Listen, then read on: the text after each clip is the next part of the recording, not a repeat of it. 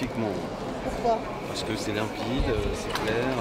Je dirais qu'il y a 4 qui se sont succédés. Même le grand Dupond-Moretti, finalement, est allé se rasseoir en ayant essayé, par des petites provocations, de déstabiliser Jean-Luc Mélenchon, qui a été très clair, qui a bien expliqué.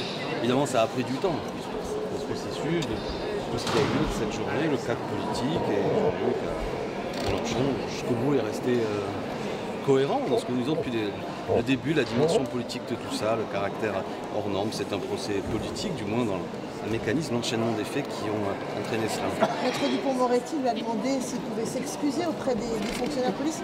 Sa réponse, elle a été un peu arrogante, un peu ironique. Vous avez eu le sentiment justement qu'il aurait pu présenter des excuses. Vous faites un commentaire personnel là-dessus, je ne l'ai pas ressenti comme tel. Vous ne l'avez pas ressenti comme ça? Non, je ne crois pas. J'ai même vu le policier, vous savez, qui l'a remercié de la main, ce qui a montré qu'il avait compris le message de Jean-Luc Mélenchon. C'est une victime, M. Mélenchon? Pardon?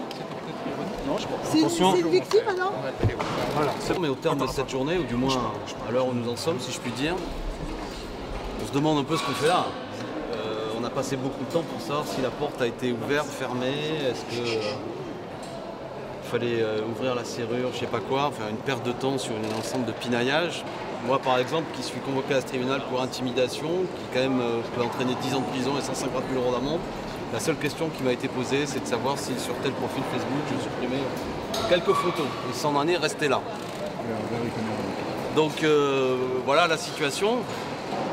Ça nous semble effectivement, une fois de plus, confirmer le caractère d'impulsion de tout ça, politique, d'un procès politique dont le but est de nous flétrir collectivement, et en particulier Jean-Luc Mélenchon. Concernant Jean-Luc Mélenchon, moi j'ai trouvé que c'était un grand moment de dignité, j'ai envie de dire, parce que Jean-Luc Mélenchon n'a rien biaisé, n'a contourné aucune question, est allé jusqu'au bout de ce que nous disons, de la démonstration, et chacun jugera de la cohérence, que c'est un procès politique, que la volonté est un ensemble de faits, de mécanismes, de toute une série d'éléments qui peuvent penser évidemment que le seul but de tout ça n'est pas de savoir si on a parlé trop fort ou je ne sais trop quoi, mais de nous mettre sur le dos des choses que nous n'avons pas faites. Voilà, j'en suis là, on va voir, ça continue.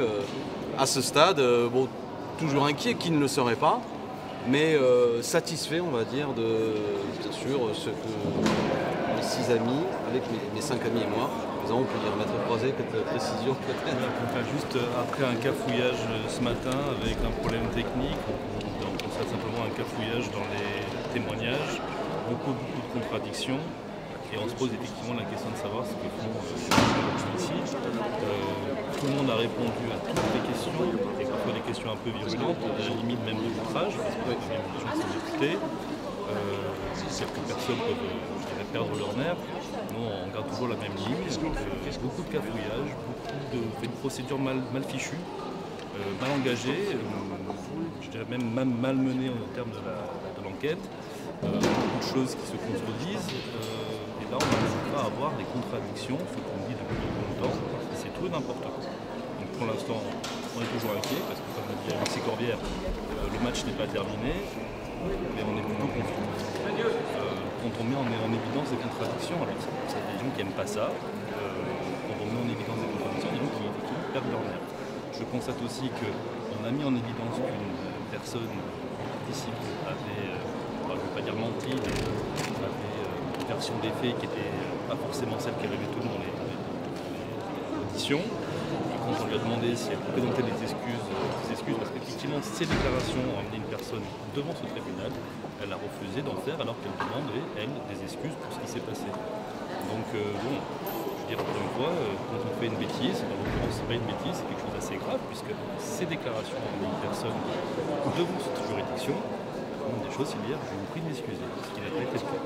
Ils ont leur audition, ils ont déjà été entendus, ils ont été entendus entre le 19 et le 22 octobre, alors que la plupart des gens mis en cause ont été entendus entre le 27 février et le 8 mars, donc 6 mois après. On constate aussi qu'il y a quand même quelques dichotomies, quelques différences entre ce qu'ils ont pu raconter dans la procédure principale et dans la procédure IGPN, qu'on nous a communiqué quand même, je le précise, il y a une semaine, et que ça représente 480 pages. On voit qu'en fait, il y a des contradictions. Alors, si on va jusqu'au bout, les contradictions, ce sont des mensonges.